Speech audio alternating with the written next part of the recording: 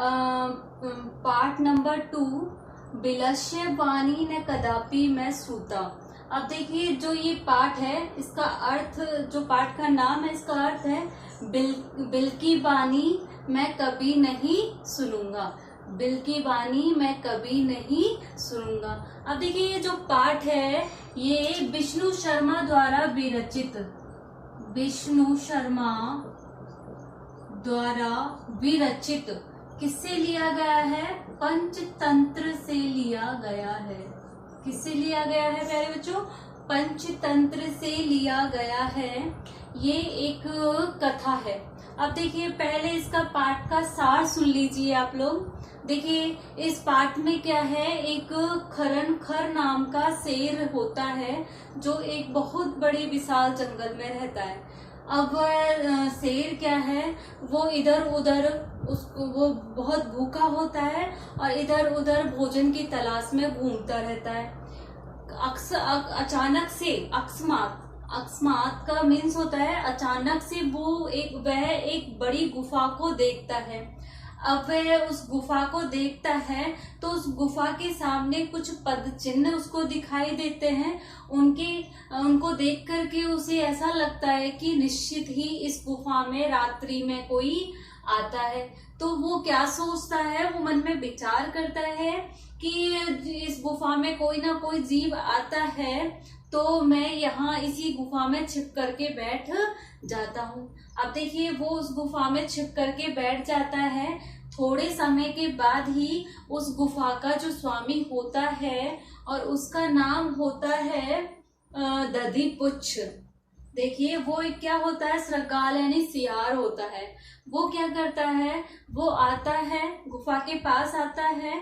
तो गुफा के पास जब वो आता है तो वो क्या देखता है कि गुफा में कुछ पैरों के जो चिन्ह है, पैरों के जो निशान है वो गुफा में प्रवेश करते हुए तो दिखाई दे रहे हैं, लेकिन गुफा से बाहर आते हुए नहीं दिखाई दे रहे हैं।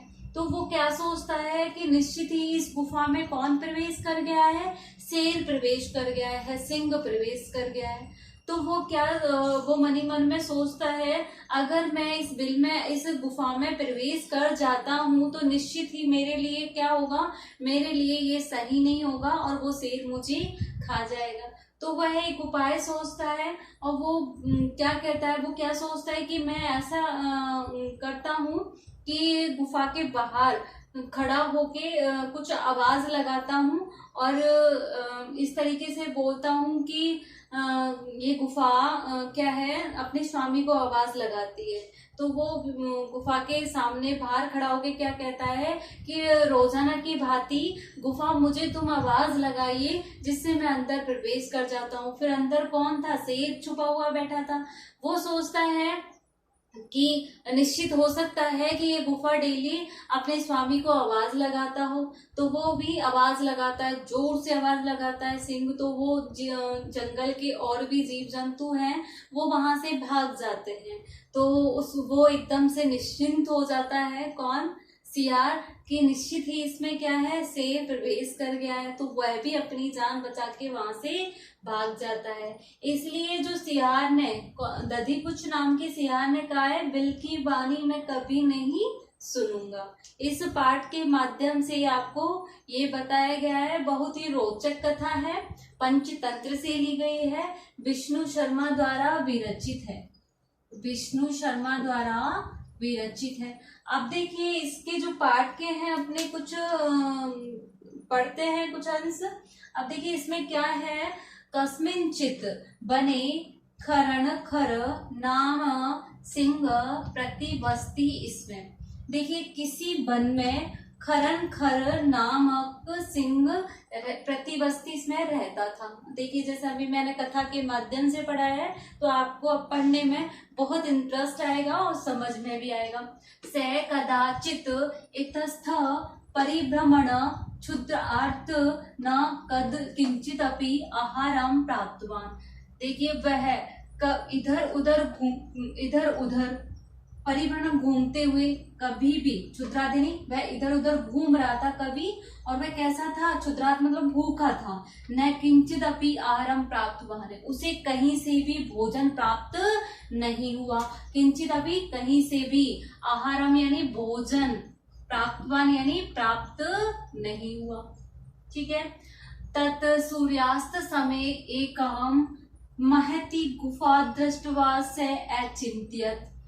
उसके बाद तत् यानी इसके बाद या उसके बाद, सूर्यास्त के समय, जब सूर्य अस्त होता है तो उसको बोलते हैं सूर्यास्त के समय।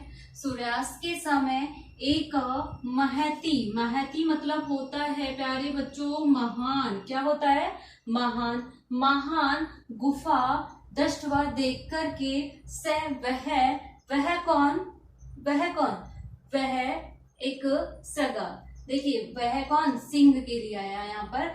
अचिंत्य सोचता है, नूनम एतस्याम गुफाया रात्रो कोयपि जीव आगच्छति।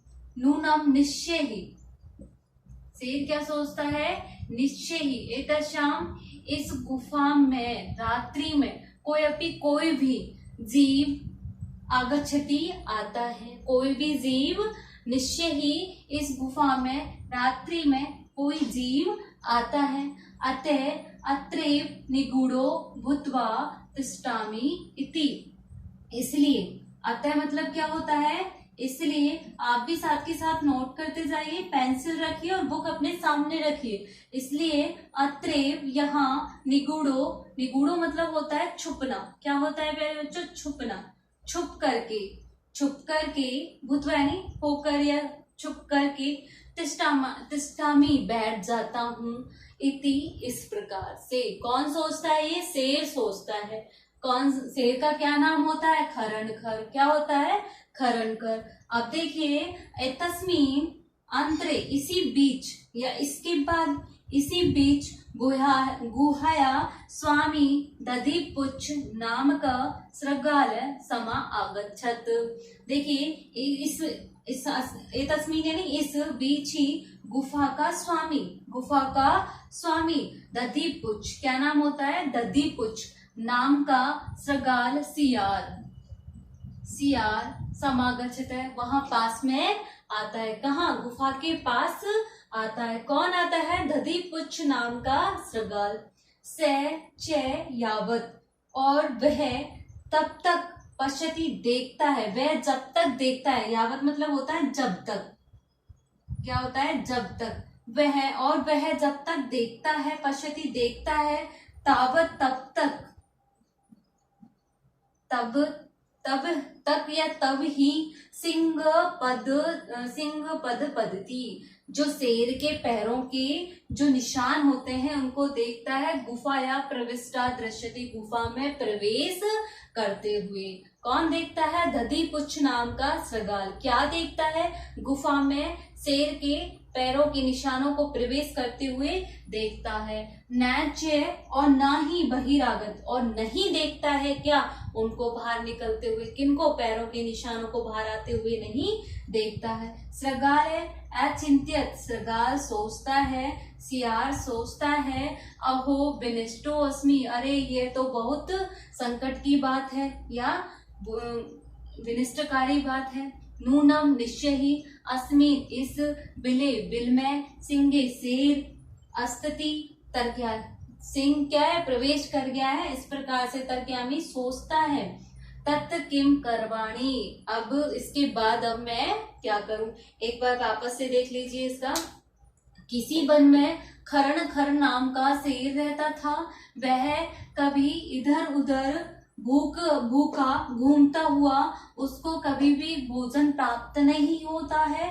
इसके बाद सूर्यास्त के समय एक बड़ी गुफा को देखता है, महान बड़ी गुफा को देखता है, और वह सोचता है, निश्चय, नूनम निश्चय, इस गुफा में रात्रि में कोई जीव आता है, इसलिए यही निगूढ़ छुप करके बैठ जाता हूँ, तिष्ठामि बैठ जाता हूँ। एतस्मिन इसी बीच गुफा का स्वामी दधिपुच्छ नाम का सियार आता है, वह जब तक देखता है तभी उसे शेर, जब वो देखता है ना ध्यान से, तभी उसको शेर के पैरों के निशान गुफा में प्रवेश करते हुए दिखाई देते हैं, और ना ही उसको क्या नहीं दिखाई देता, बाहर आते हुए नहीं दिखाई देते हैं। सरदार सोचता है, अहो ये तो बहुत ही संकट की बात है, निश्चय ही इस बिल में कोई शेर प्रवेश कर गया है, निश्चित ही इस बिल में कौन है, कोई शेर है। तर्कयामी सोचता है, तत् किम करवाणी, इसके बाद क्या करूं, तो मैं क्या करूं। अब देखिए आगे की क्लास में इससे आगे जो कुछ पंक्तियां हैं उनका अर्थ पढ़ते हैं। Thank you student.